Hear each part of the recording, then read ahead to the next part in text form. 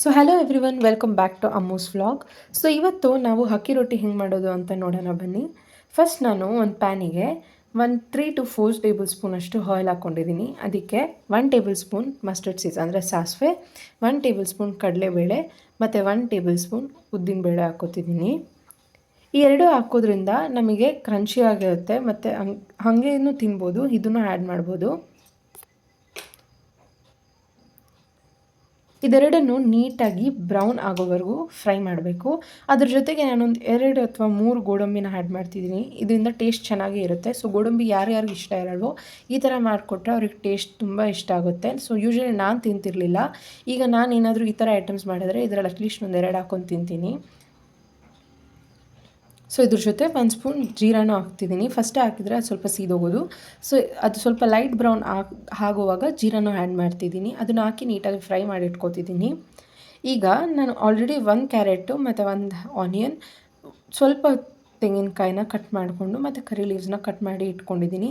ಇದಿಷ್ಟನ್ನು ಸೇರಿಸಿ ನೀಟಾಗಿ ಆಯಿಲಲ್ಲಿ ಫ್ರೈ ಮಾಡ್ಕೋಬೇಕು.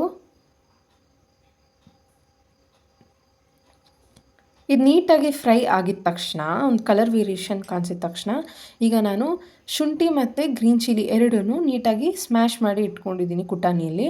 ಅದ್ರ ಜೊತೆಗೆ ಸಬ್ಬಕ್ಕಿ ಸೊಪ್ಪನ್ನು ಆ್ಯಡ್ ಮಾಡ್ತೀವಿ. ಏನಕ್ಕೆ ಈ ಥರ ಮಾಡಬೇಕು ಅಂದರೆ ಸಬ್ಬಕ್ಕಿ ಸೊಪ್ಪಲ್ಲಿ ಹಸಿ ವಾಸನೆ ಇರೋದ್ರಿಂದ, ಈ ಥರ ನಾವು ಆಯಿಲಲ್ಲಿ ನೀಟಾಗಿ ಫ್ರೈ ಮಾಡೋದ್ರಿಂದ ಅದರ ಹಸಿ ವಾಸನೆ ಇರಲ್ಲ.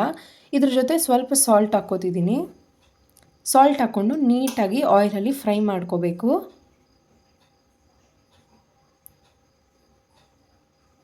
ಅದು ನೀಟಾಗಿ ಫ್ರೈ ಆಗಿದ ತಕ್ಷಣ ಅದು ಕಲರಲ್ಲೇ ಗೊತ್ತಾಗೋಗುತ್ತೆ ಅದು ಫ್ರೈ ಆಗಿದೆ ಅಂತ. ನೀಟಾಗಿ ಪ್ಲೇಟ್ ಮುಚ್ಚಿ ಫ್ರೈ ಮಾಡ್ಕೊಳ್ಳಿ. ಸೊ ಕಲರ್ ನೋಡ್ತಿದ್ದೀರಲ್ವ, ತುಂಬ ಡಾರ್ಕ್ ಆಗಿದೆ. ಈಗ ನಾನು ಈ ಕಪ್ಪಲ್ಲಿ 3 ಕಪ್ ಹಾಕೋತಿದ್ದೀನಿ ರೈಸ್ ಫ್ಲೋರ್ನ. ಇದ್ರ ಜೊತೆಗೆ ಓಂಕಾಳು ಮತ್ತು ಎಳ್ಳು ಮತ್ತು ಸ್ವಲ್ಪ ಪೆಪ್ಪರ್ನ ಜಜ್ಜಿ ಹಾಕ್ಕೊಂಡಿದ್ದೀನಿ ಟೇಸ್ಟಿಗೆ, ಮತ್ತು ಸ್ವಲ್ಪ ಇಂಗು. ಡೈಜೆಷನ್ ಪ್ರಾಬ್ಲಮ್ ಇರೋರಿಗೆ ತುಂಬಾ ಚೆನ್ನಾಗಿ ಹೆಲ್ಪ್ ಮಾಡುತ್ತೆ. ಇದ್ರ ಜೊತೆಗೆ ನಾನು ಸ್ವಲ್ಪ ಬಟರ್ ಮಿಲ್ಕ್ನ ಆ್ಯಡ್ ಮಾಡ್ತಿದ್ದೀನಿ.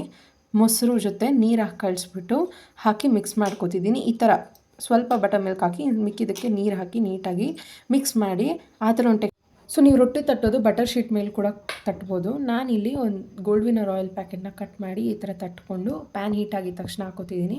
ಸೊ ನಾವು ರೊಟ್ಟಿ ಮಾಡುವಾಗ ಲಿಡ್ ಕ್ಲೋಸ್ ಮಾಡಿ ಸಿಮ್ಮಲ್ಲಿಟ್ಟು ಮಾಡಿದಾಗ ಸಾಫ್ಟಾಗೂ ಇರುತ್ತೆ ಮತ್ತು ಒಳಗೆ ನೀಟಾಗಿ ಬೆಂದಿರುತ್ತೆ. ಇಲ್ಲ ಅಂದರೆ ಮೇಲೆ ಮಾತ್ರ ಕಲರ್ ಚೇಂಜ್ ಆಗಿರುತ್ತೆ.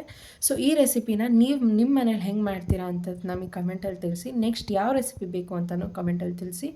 ಈ ರೆಸಿಪಿ ಹೆಂಗಿತ್ತು ಅಂತ ಟ್ರೈ ಮಾಡಿ ನೋಡಿ ಕಮೆಂಟಲ್ಲಿ ತಿಳಿಸಿ. Thank you so much.